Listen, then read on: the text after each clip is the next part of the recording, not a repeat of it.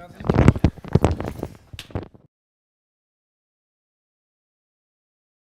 for our next presentation, it's about one of the hottest internet products of last year, or maybe even recent years.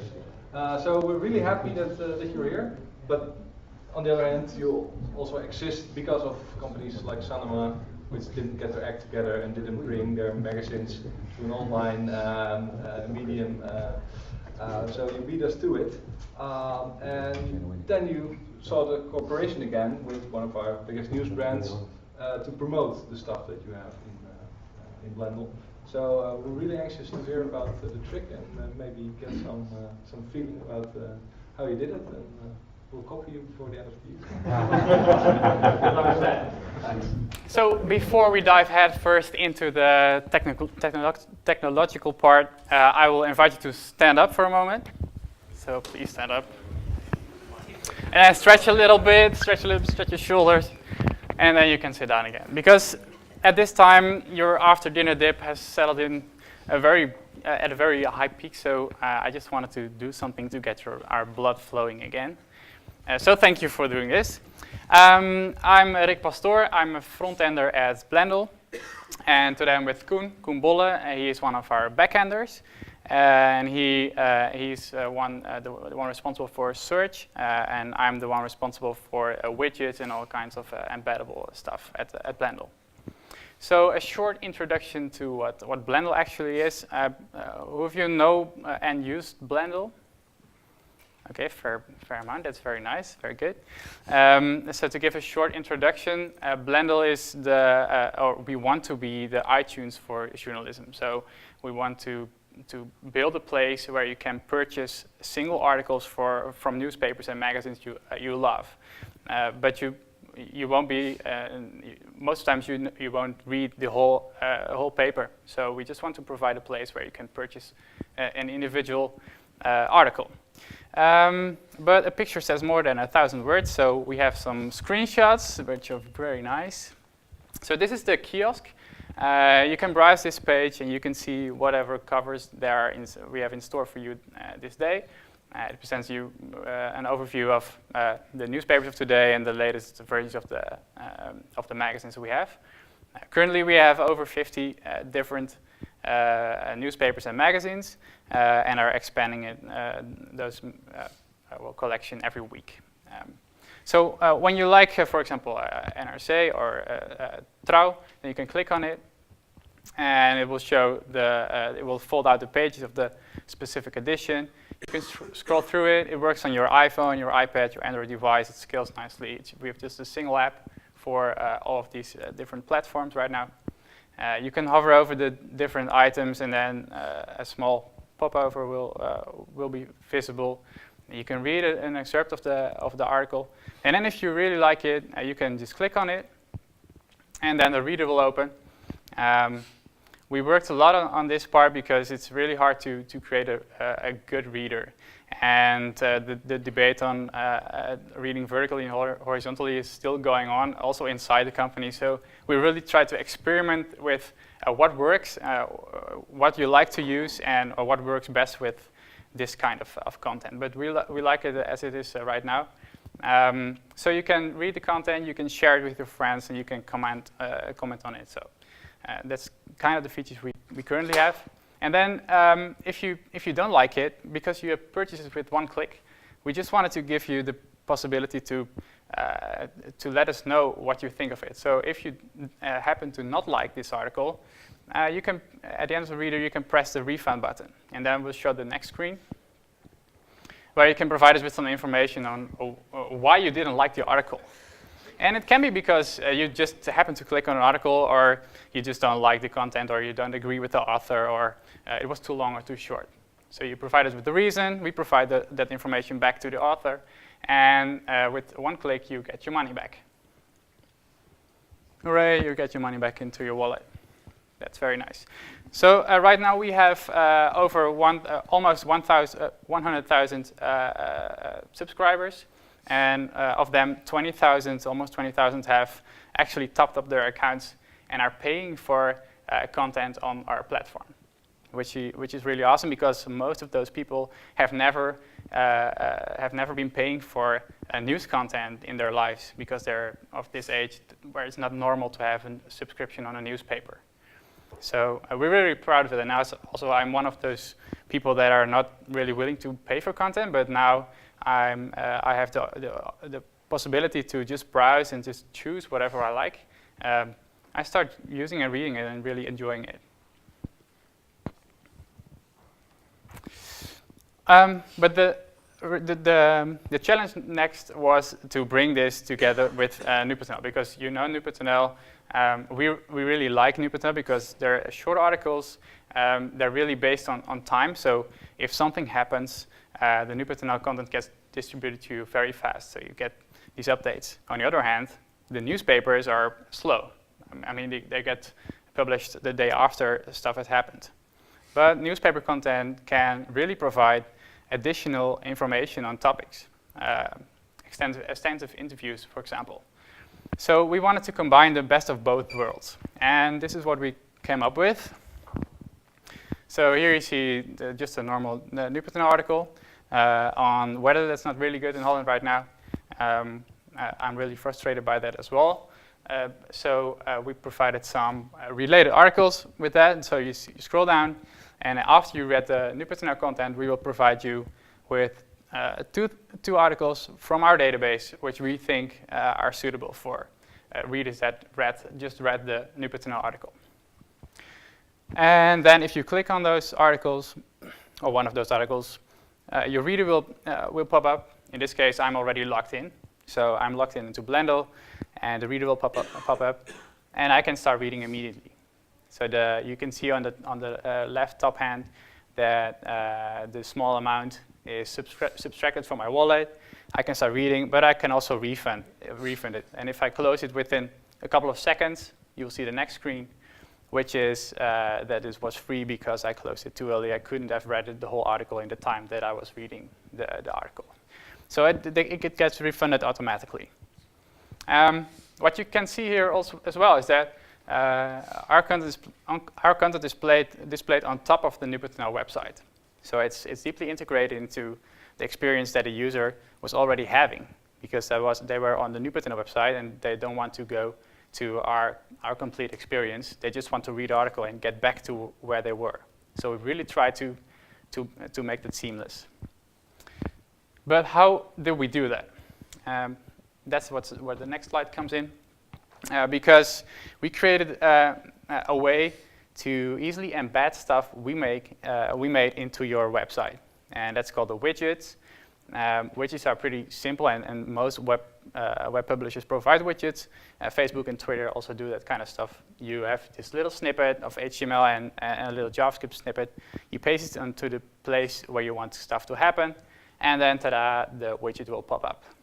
So can you take us to the next slide? Yeah, we have a little very ugly and experimental portal which you can use to quickly compose a widget of different kind of stuff. In this case, I want to display articles related to Dave Roofing, who is a very hot topic right now. So in this case, I want to present this on my website, and on the next page, you will see the small snippet that is provided to me. In this case, I have a type search, and I provide the query to the widget, and then those items will be presented into your website. It's all very, very simple and not really sophisticated stuff. With nu.nl, we did a modification of this one, because we provide the content from the page to the widget, and then pass it on to the backend, which will Koen elaborate on, and then come up with some related articles.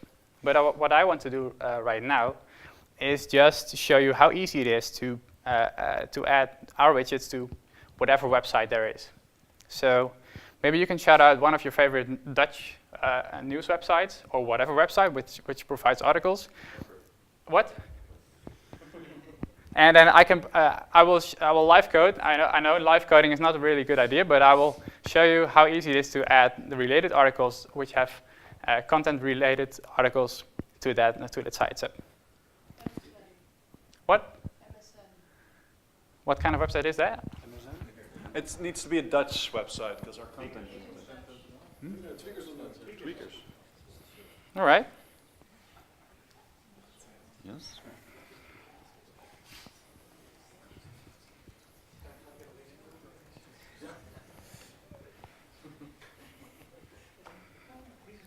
All right. This is all very interesting. So what I did is I created a small Google Chrome extension, which allows us to inject any code into a normal page.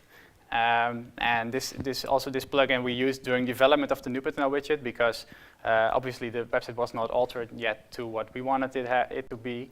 So we created a Chrome extension that did just that, so we could test with live data.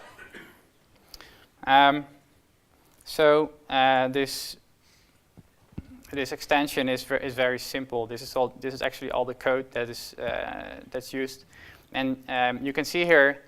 This is the actually snippet that came out of the widget configurator that I showed you, and it's very simple.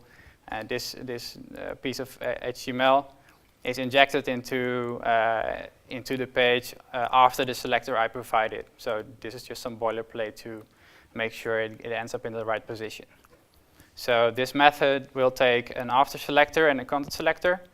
The content selector is passed into the widget, and the widget will extract the content from those elements in the page.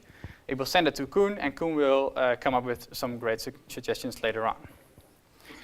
This is a little method which just adds the JavaScript to the page, because remember we had the HTML part and the JavaScript part.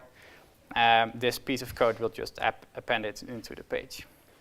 So the first thing I have to do is make sure the extension actually runs on the page. So please, if I make any typos, shout out to me because I won't see them. Tweakers.net. So it will run on any page, and just to make sure I won't mess anything up, I will just execute it on the news pages. And the other thing I have to do is just provide the two arguments to this function. So in this case, it's the after selector and the content selector. So we just want to make sure it is visible before the ads, because otherwise no one will read it. Let's see if that's even possible here. That's not an ad. Oh, that's not an ad. Oh, nice. Okay. Well, okay then. Okay, this is pretty easy. So we have a div with the class article, and I think it's the only one. No, it's a parent. Okay, I will take the article column and then the first article. So article column and article.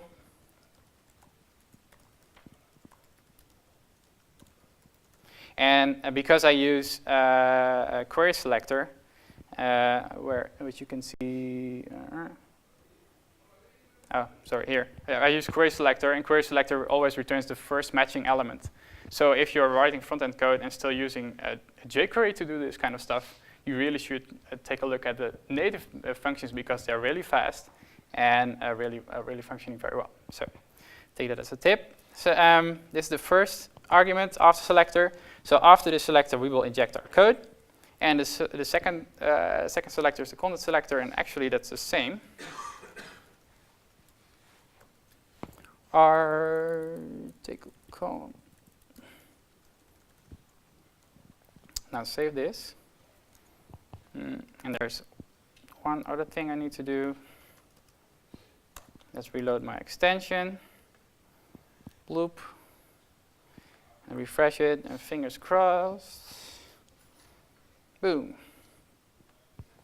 Okay, so this article is actually about VMware and OpenStack distribution, and now we're going to check out if we have any related content. So actually the tech-related side is maybe not the best idea. However, scroll. However, my guess is there's the word Europe in here. Oh well. This is not a new site. let's leave it there. Yeah, but what actually works is just embedding the stuff into the page and displaying articles that are related to some piece in the text, actually, because the algorithm is looking for something that they seem to find related to the content of this page. So yeah, that's basically how the widget stuff works. And what we want to present now is a little bit of the technological stuff behind it, and I will hand it over to Koen for that. Can I have your microphone? Yes, sure.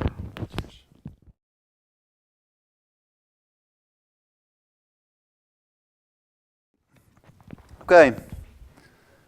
So the results there were my fault. As you can imagine, when somebody visits a nu.nl page, I'm not sitting behind my desk looking for the right articles. As he implied, I've built something for that. Yeah. I didn't expect a full resolution, full HD beamer here, so that's my experience. His widget grabs the text content of the second argument he typed in and passes it along to my backend. And then I search for the correct articles. But before that, I want to talk to you about the search in Blendle. We use Elasticsearch as an engine, and I index every content in there. That if you just go to blendle.nl and you search for something, I use Elasticsearch for that. However, I thought, oh, that's really easy because Elasticsearch is awesome and I can just do that and it will work. I was wrong, obviously. Because, for example, one little thing is that Elasticsearch by default removes stop words like the and it and other non-related, non-content related words. However, that was not really something I would like, because a Dutch television show called De Wereld Draait Door is 70% stop words. Like only the word world is not a stop word. And our country name, Nederland, the Netherlands, is also a stop word according to Elasticsearch, because it's in the top 100 words of our content.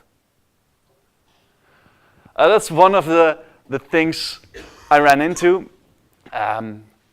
The solution was to include all the stop words, but give them grade scores based on how much they appear in every content, in the entire content, and include that in scoring your results. Another trick or obstacle was the date of articles. Because when you're searching, you want to look for everything, but it's still news, so things that happened recently or published recently is more relevant. So I needed to come up with a way, rescoring, so to speak, in Elasticsearch that includes the current date and the date of every article and rescores it in a nice balanced way that it prefers articles that are recently published, but if the scoring of your results is very good, then old articles are allowed as well. Just one of the things that makes searching in Blendle a little bit more difficult than searching in like a web shop product listing or something like that. Another feature I've used Elasticsearch for is the more like this feature. When you're reading an article on Blendle and you're done, at the end of the reader there's more articles like this. And I kind of get that as a gift from Elasticsearch, because you just give him an article ID and he'll give you article IDs back, which are more like that, with some tweaking and doing the same date trick, etc. That was really awesome. But then I had a problem with the nu.nl integration. I got a bunch of text. And I needed to find more like that, not more like another item I've already indexed. How I did this together with some features of Elasticsearch is Elasticsearch has this option where it looks for it inputs that text, and for every word in that text, it will check how often that word occurs in the entire database of Blendle right now, and then some significant terms will roll out. So the example just now, probably my guess, I didn't check it thoroughly, that Europa, was one of those words which is less frequently occurring in Blendle than the word de or it or something like that. And using that, I can look again in my engine for relevant articles. And a snippet here is a command line debug tool of mine. I give it a nu.nl URL. It will give me the text it's looking with, and it will give me some results. And in the button, it will show you the significant terms it used. This was for the example in the slides earlier about the weather being bad in the Netherlands. And the significant terms in that text apparently is rain, showers, degrees, and weather predictions, translated. And then I get roughly 8 results. I've limited to 8, so it's exactly 8 results, if not less. With a score, obviously. Because some these significant terms have a score as well. Like weather expectations, weather predictions has a higher score than the others, probably. And that is included in the search. So when it searches in the articles, weather prediction scores more than the other words. And that's how we find relevant articles for nu.nl. And that leads me to the next problem, which I'll skim quickly due to the time. I have 8 results. Which is the best? Which are the best? Should be obvious. The top 2. Yeah, but that's not really true in these kind of systems, right? People who've done with predictions or something like relevancy, that's not always true, because it's a computer and it's stupid. So that leads me to the next technique we used. I call it A/B testing, and I call it live A/B testing. Those 8 results, within the first 5 minutes, every nu.nl visitor gets a different set of results. I just pair them, those 8s up, and I hash people's IP address into groups, and everyone gets a different set of articles. And then 5 minutes later, I simply count, and it's all shot into Redis. I simply get which had the most clicks. Well, apparently those work the best. I'm not sure if they're more relevant or not, but they work the best. So after 5 minutes, everyone gets those 2 results when they visit the same page. One technical detail, only the first person sends me its content, and I'll look into the 8 results, and then it's all cached in Redis, obviously.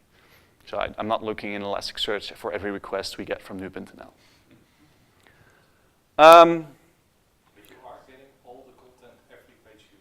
No, only the first. How do you coordinate that? The widget asks for the cached content, and I'll give him a 404, and then it'll send me the content afterwards.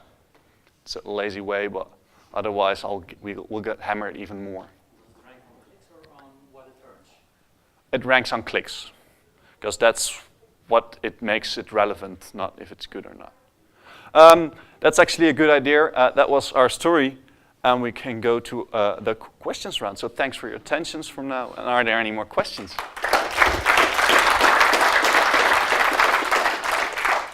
Yes? So you say you cache the 2 best scoring results, but you have to clear the cache every now and then, right? Yeah, it stays there for a day or so. So why do the caching thing and not keep track of what people are clicking on and use it for some kind of dynamic boosting? Because it's more heavy. And you want people to have the same results if they're checking, did you see the same Blendle item, etc. But mostly the heavy part, because a dynamic system like that is more heavy on our systems. Yeah, that's a good idea, though. Thanks. Are there any more questions? Yes. So it's more about the front-end related part. It's not like the detail of the newspaper, so it's more prolific, I guess. That all the text was line justified. Is there a reason for it? Sorry, I didn't get that. Could you repeat it? The text is aligned justified in the front end part of the newspaper. Yeah. So is there any reason for it, and can you elaborate? No, we can't. Yeah, we can. But the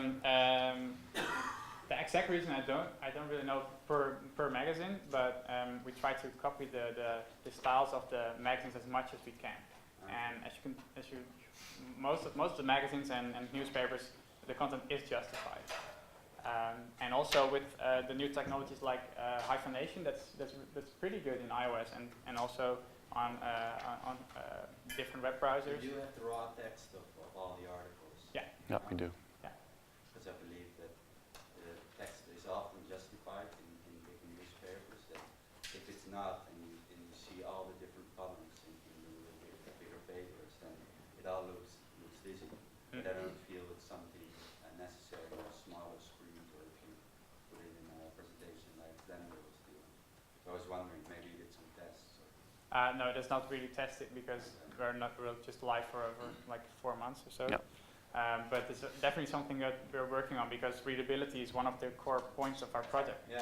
So obviously that's something we want to test and work on. Cheers. And do we have time for more questions? Yep. Yeah, sure. How many of the 80,000 people that weren't recurring or subscribers asked for a refund? If you know, that's a really specific question. Yeah. Yeah. We experimented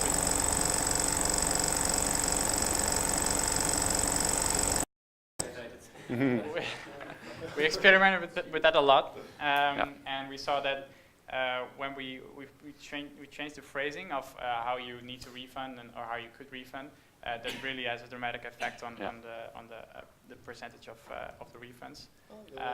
And we saw actually a decrease in refunds because returning users are getting better at picking the articles that they want to read.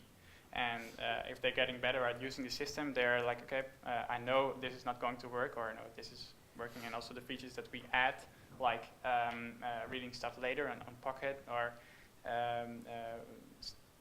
will help to make better decisions on if you want to purchase an item or not, and therefore decreasing the refund amount. But it's actually hovering around 30%. 20 to 30%. It's one of the main challenges we face in Blendle, obviously. But the example is, we phrased it from, why do you want your 90 cents back question. That really worked well. And that's doing the trick. And we do some monitoring to filter out misuse, obviously. Yeah. Is there a way to measure if I took a screenshot of it? Yeah. Yeah. Actually, if you copy and paste the text and you refund then there's an extra reason. I've already copied the text and it's automatically clicked. So stuff like that, we can't tend to make it a joke and trying to work around that. Final question? Yes. You mentioned using like the native JavaScript instead of the library. Is that just for the widgets and the unit performance? Blendle itself also built entirely in yeah, native, all native. Yeah. We don't use any jQuery in the project. We started out with doing that, but we ran into a lot of performance issues, and also the APIs are so much better right now. And we also just support I18 and up, 10 and up. So that disables a lot of the browsers that are not supportive of the newer APIs. Okay, really cool, guys. Thanks. Thanks.